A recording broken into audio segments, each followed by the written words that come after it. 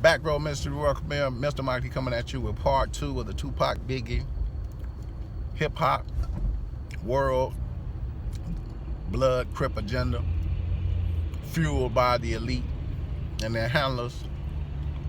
So, getting back to the show now, on the episode of the show that I caught, of course, when I say something, my wife, she knows I'm Mr. Conspiracy, according to her. But, I'm watching the show. Shut up, I'm watching the show. These women, she's an educated woman. She's just, they easily get the women too. They got them watching Love and Hip Hop, Households of Atlanta. All they did, all the elite did was took the soap opera all out of the daytime. My mom and them had Days of Our Lives, One Life to Live, All My Children. Our women have Hip Hop Hoes of Atlanta, Love and Hip Hop. That's all they did. They just changed the form. Like I say, the elite are master planners. They know how to get you. Okay, so they're going to stop watching the daytime soaps. We can't get the bitches with that shit. Okay. Let's get some nighttime soaps going. And then they did it real slow, gradually picking it up. And then they found the way. They threw Flavor of Love at us. And from Flavor of Love, they had black folk hooked. And they've been throwing fucking nighttime soaps at motherfuckers ever since then. Because that's all they is, soap. Once they're acting, half that shit they talking about ain't going on. They just do that so they can keep the damn money rolling. But she watches the show, and we got the Keefy D part of the USA show where Keefy D goes in, and now Keefy D gonna tell the whole plot of how they was looking for Pac after Orlando got jumped at the MGM, and they were looking for Pac and Suge, and they was gonna get them both. Now they said Pac and Suge, and they was gonna get them both. All right. So here are the things I want you guys to take into consideration about the Tupac Shakur murder. Should you trust Tupac is number one? Should you trust Tupac is number one? I personally say go back to Death Row. I think the Death Row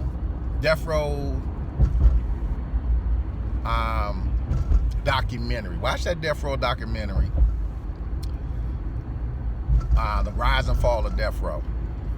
In that documentary, you're going to see Tupac say some things. This is after Tupac gets signed. Tupac is now, he's working. Tupac says some things in that documentary, and I want you to catch these things that he says, because you got to go back. You're going to do a lot of hard research on this. So inside this documentary, you catch Tupac. Let me get the fuck over. You catch Tupac talking about, he's in the studio, they're churning out albums. He's talking about the way he has to work. He's talking to the engineer, and Tupac, he's going over what they got to do. And he says, he kind of says it like this. All right, so we got all these tracks. We bust out this one. We put a chorus on it. That's the title, whatever that chorus is, that's the title of this. We bust out another one, that's the title. We can get this done. Because I don't have that much time. That's what Tupac says. I don't really have that much time, so we gotta get as much done as we can, because I don't have that much time, as though time is running out. Now some people might say, well, he's talking about the album. No, Tupac at that time, he did All Eyes on Me. He did like 4-5 albums almost. There was so much material out, it was fucking ridiculous of how they were grinding in the studio at this point. Him and the Outlaw, they were just going. They were just going. But the Pac is just rushing. I ain't got that much time. Yeah, because I ain't got that much time for this. A little bit after that, Tupac comes up dead. The whole Las Vegas thing. I want you guys to also do some research on Prince.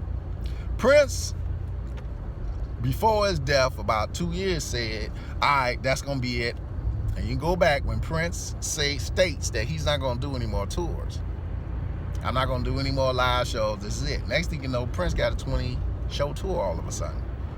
But he just said he wasn't going to do no more tours. That was it.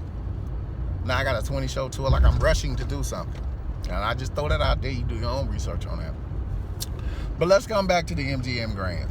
Now let's come back to some things that you need to pay attention to. that goes back to, can I trust Tupac? Even after the shooting, you know, at the studio, can I trust Tupac? Can I trust Tupac? A lot of shit went down at that shooting at the studio. And one big thing was a whole incident with him and Haitian Jack and the rape. So, and then Jimmy Henchman. Now, keep Jimmy Henchman in mind with this shooting at Quad Studios, because Jimmy Henchman is the same guy who had 50 in his stable, who also got shot up. So I want you guys to think about two artists, same guy, same circumstances, getting shot up. Careers kind of explode after that. But Tupac really made his mark following the second shooting.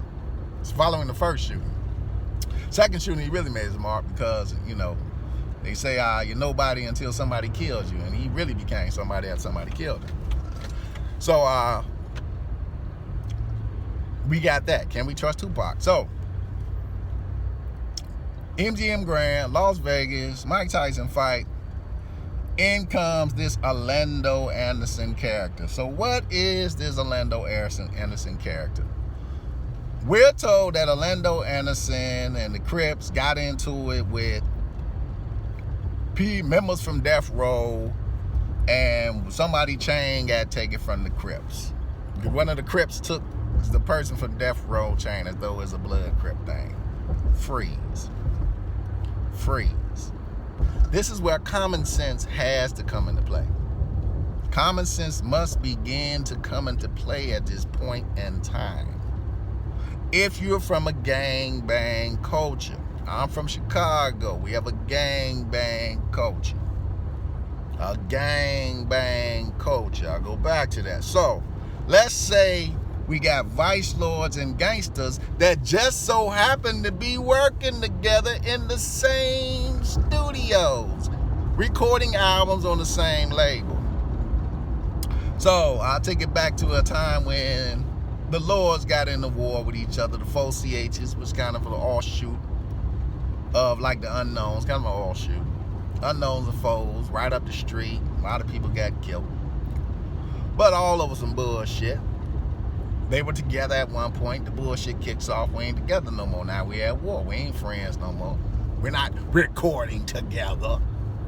So let's just say the Crips jump, or Orlando Anderson and the Crips jump a member from Death Row that was a blood, and you got Crips working for you. At that point, what do these Crips that's working for you, where does their loyalty stand? Because won't the Bloods have an attitude and want to move on them motherfuckers? If this is a blood Crip thing, won't they want to move on them? Oh, y'all Crip, motherfucker, y'all that bitch ass niggas, y'all boys want to jump us. When they want to make an example out of one of the Crips that worked there, that never happened. You got Snoop there. You got Warren G there. No, you got Warren G there. You got fucking Nate Dogg there. You got Corrupt there. These are Crips. You got Rage there. You know what I'm saying? Got all of these folks. All these folks.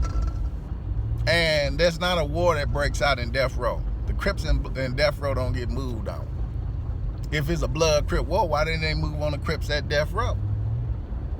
So-called blood Crip war. So they introduced Orlando Anderson to us from the scenario, stating that Orlando Anderson is this guy who's supposed to be the shooter.